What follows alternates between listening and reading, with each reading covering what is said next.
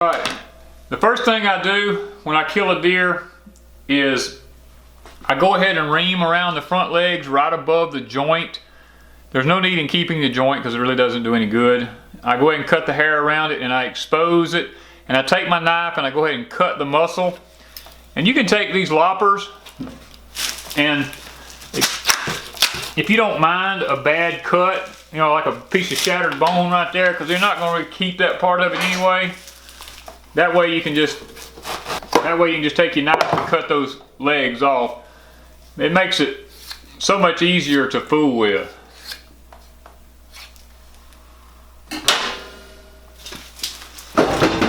And when you go to pull the hide off the animal, you don't have these legs in the way.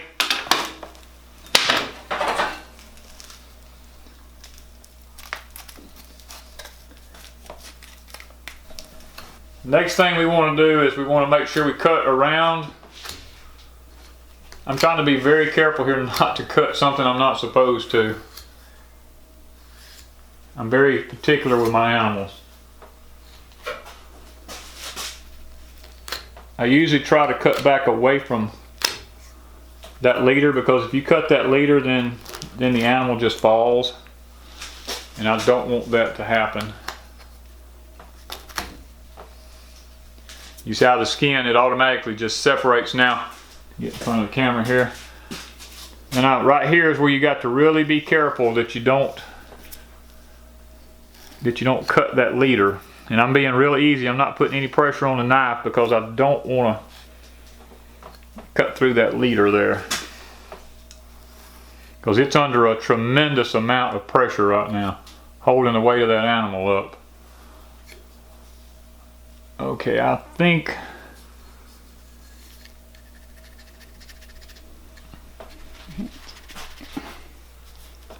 we've got it. Yeah, I'm pretty sure we're there on that one. A lot of people pride themselves in how fast they can skin a deer and all this kind of stuff. To me, I'd rather take my time and do a good job. Now let me mention something right here while I'm right here. One of the main things you want to make sure of is you don't get into this tarsal gland with your knife, because it carries a very strong scent that will carry over onto your meat if you happen to cut into it. If you do happen to cut into it, then take time to go ahead and wash your knife off.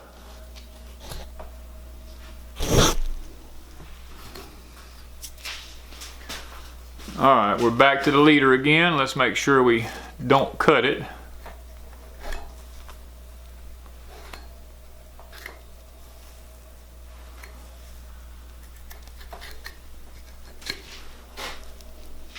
Okay, I think we're there, yeah. A lot of times I'll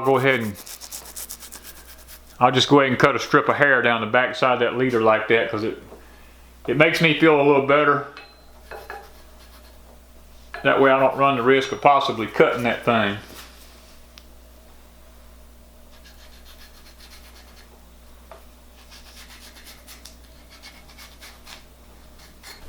Okay, next, what we're going to do is we're going to call cutting into the cape.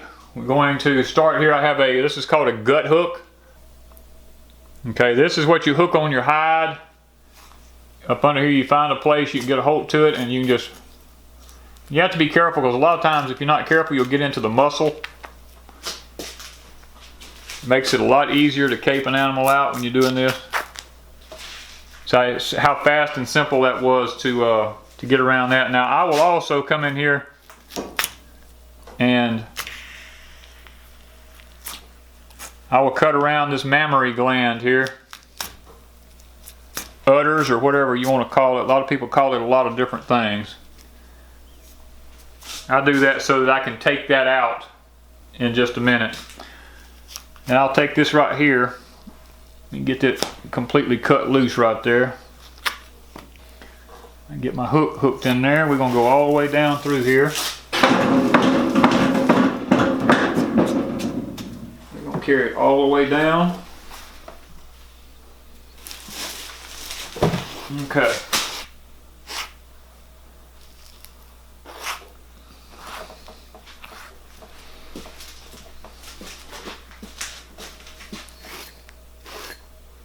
Trying to be very careful that I don't cut into anything here. Putting very light pressure on this knife.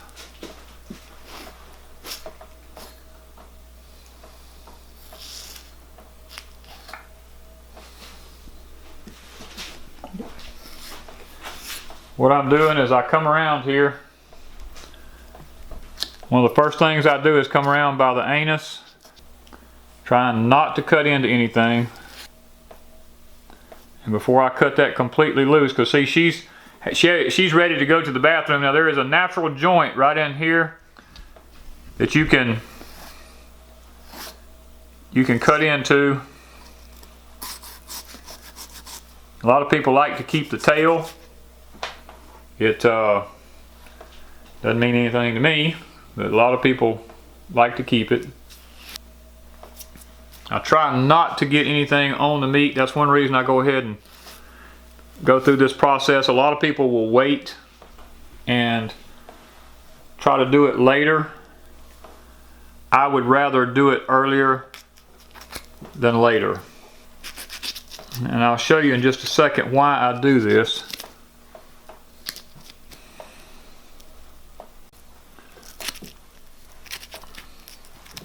Trying to be very careful right here that I don't. Okay, now I keep this cording string. This is actually off of Venetian blinds. Whenever I used to adjust them a lot, I kept this, and this is what I keep it for, is to wrap around that. In just a minute, let me get it. I usually tie a figure-8 knot because I don't want it coming undone. And I tie this thing off extremely well. Like that. And see, and this gives me access here. I have access to hold on to this with. It makes it a lot easier when you're fooling with the animal.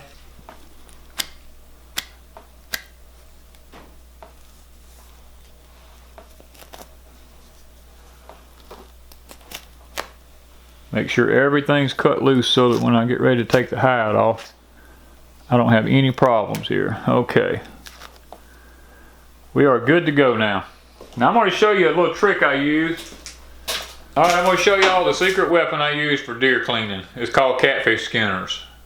To me, these things are God's gift for everything. When it comes to skinning something out, because you can reach and grab stuff that you normally couldn't get a hold to, and I'm telling you, it just works.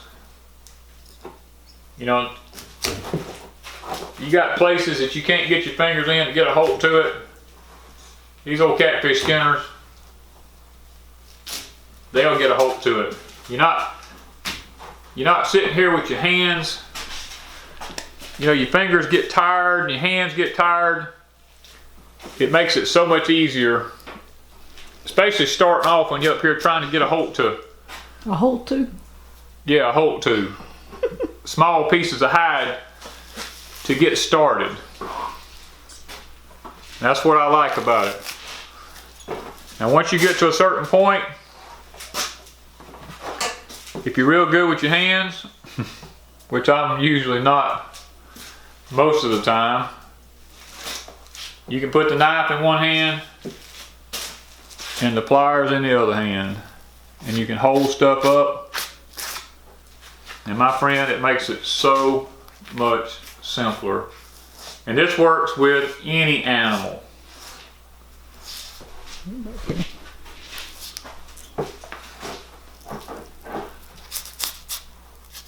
Because since I've got my neck problems, I have to watch how I pull and push and strain on different things. And things like these catfish pliers here helps me to hold pressure on the animal's hide without putting a lot of pressure on the back of my neck back here. Because I don't have the ability now to do all that down pulling. Used to, I would have just grabbed this animal and pulled the hide off of it, but And so you can reach up and grab that hide anywhere with them catfish skinners. A lot of people will punch holes through the hide and all that to stick their fingers in to get a hold to that hide, and you don't have to do that. Alright, let me get this other side kind of.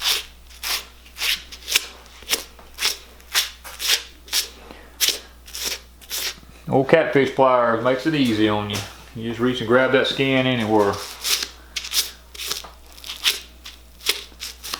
You're trying to save the hide, you don't have to punch no holes through it nowhere to stick your fingers in to hang on to it. You can just hold it, and then when you come around here, see we're at the belly now. I can just really makes it a lot simpler. You're able to keep a lot of the hair off of the meat, because see, I'm very particular about hair getting on my meat. And them pliers, I can kind of keep it kind of rolled back off of it, and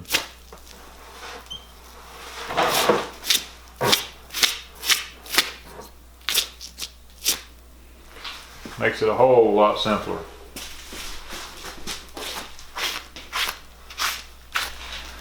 Alright y'all, I want you to look at this hole. This is the hole that muzzy broadhead left in that crossbow. I mean, look at the size of that. That looks like a high-powered rifle shot her. That hole is every bit of 2 inches in a circle. It's just amazing. I'm a believer in the muzzy broadhead now. I'm just going to tell you, I'm a believer in it. Alright, we're going to try to get rid of that head. That makes it so much simpler. You ain't got to sit there with a saw and run the risk of cutting yourself with a saw. Get through with that, all you got to do is just take a knife and cut it down. Alright, there we've got this deer all skin out now. Alright, I'm going to be showing y'all a process that I do. Doesn't matter what animal you're butchering, whether it be a pig, a deer, or whatever. This is something I always do, and it makes it a lot easier vesicrating the animal a little bit later on. Now normally I don't save all this part of the deer in here because it's such a small deer, but for the purposes of the YouTube channel, I'm going to show this. Now take your finger and run down. You'll feel right in there is the beginning of the sternum. Now I will start right there with my knife, and I will open her sternum up and expose the rib cage, the sternum on the rib cage here. I'll do that all the way down. Now, right, I don't want to cut in, I don't want to cut into the gut.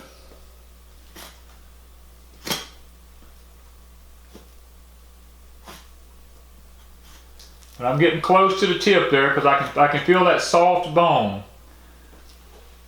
Now what I'll do a lot of times is, an animal as small as this one, you can punch a hole in it like that. You just want to make sure you're inside the chest cavity. Alright, now that I have the knife stuck into the sternum there, we're not into the gut area, so we don't have to worry about hitting the gut. I'll just take, I've got 2 or 3 of these knives. I keep one specifically for this because what this is going to do, this is going to allow all the blood that's caught in the chest cavity to empty out of the animal.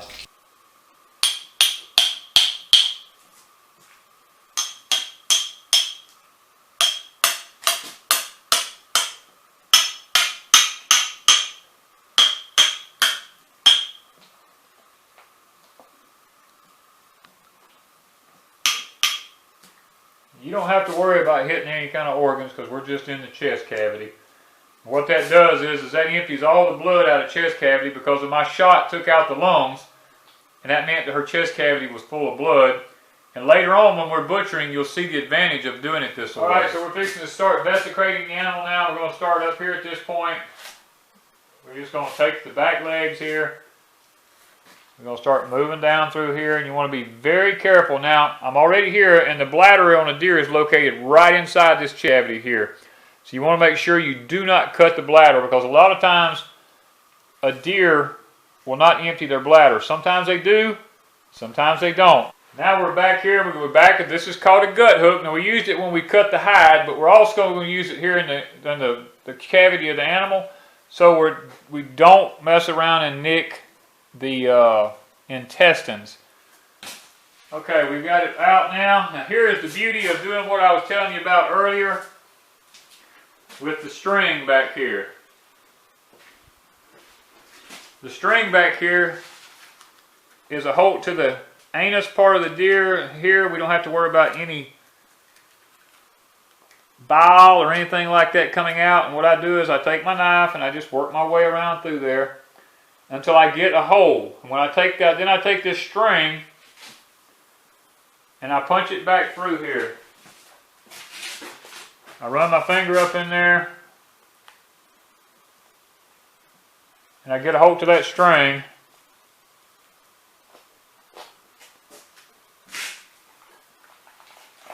And I pull that back through there like that. Get that knife out of my hand there where we feel a little safer.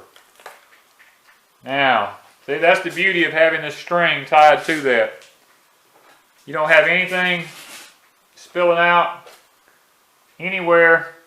You're able to get in here now and start opening this thing up and getting rid of all the little parts in here that don't belong.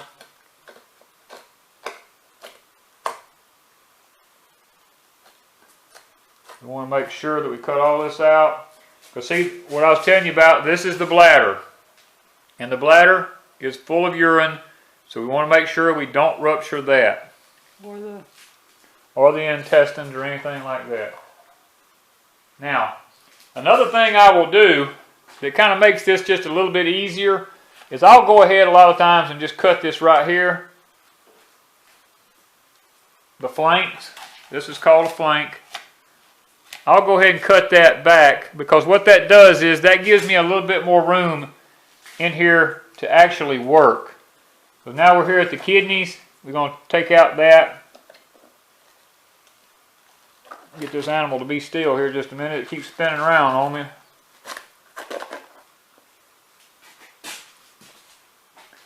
And you can see the chest cavity as it begins to open up back in here.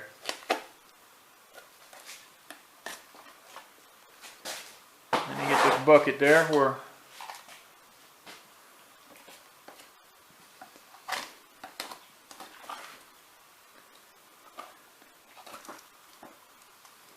I don't know why an animal always, when you're trying to film something, it always wants to turn in the opposite direction. And there we have the liver. That's one thing I look at. The liver looks good. I don't necessarily keep the liver. We're not organ eaters, so but I always look at it to make sure it looks healthy. This is one of the reasons I told you that we would get to it in just a minute, was the splitting of that chest cavity. This is why I do it right here. You see how this stuff is falling through? That's why you split the chest cavity ahead of time. It doesn't matter what kind of animal you butcher, you do it that way. Now, I'm going to hoist it on up because I'm the kind of person I don't want to.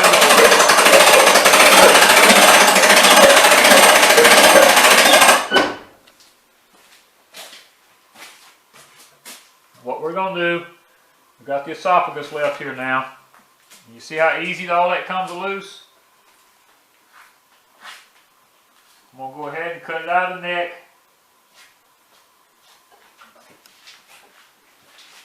Now, you have a completely vesicrated animal. Very little damage. You can see the entrance. I want to show you the entrance of the arrow. Now, I did not make the best shot in the world. This particular shot I had to take kind of quick because she was getting spooky. There was a lot of things going on. That crossbow went through the front shoulder blade, in behind it,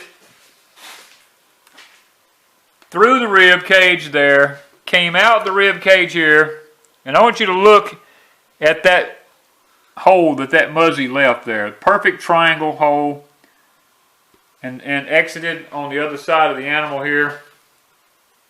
Perfect long shot. I was hoping by taking it through the front shoulder that possibly the animal would have dropped right there and not ran, but she still went 75 yards before she actually fell.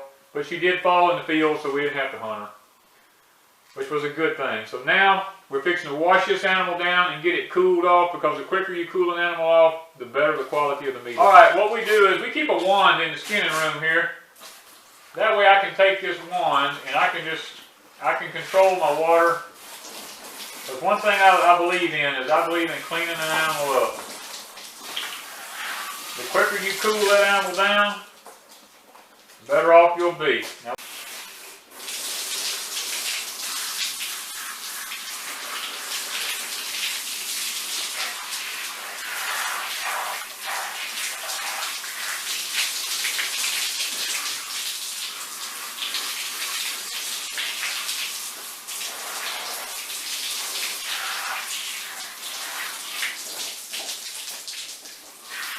you want to get your meat cooled down as quickly as possible.